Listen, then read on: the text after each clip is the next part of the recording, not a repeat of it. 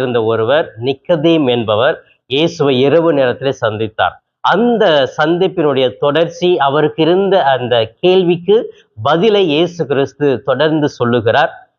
அதோடு மட்டுமல்ல, அதை தாண்டி இன்றைய நாளிலே அந்த இஸ்ரேல் மக்களை பற்றி சான்றும் பகருகிறார். அவருடைய வாழ்க்கை எப்படிப்பட்டது அப்படின்னு நிக்கதேமு கிட்ட ஒரு உண்மையை எடுத்து சொல்றார்.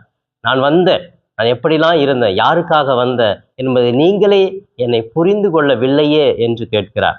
அதான் இயேசு கிறிஸ்து சொல்வார், மறுபடியும் மீண்டும் பிறக்க வேண்டும் என்று சொல்லுகிறார். இது எப்படி சாத்தியம் என்று நிக்கதேமு இயேசுவிடம் கேட்கும் பொழுது, இது சாத்தியம்தான்.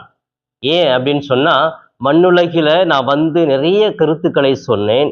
நீங்கள் இஸ்ரேல் மக்களாக இருக்கிறீர்கள், நீங்கள் தான் இந்த கடவுளை பற்றி மக்களுக்கெல்லாம் போதித்தீர்கள்.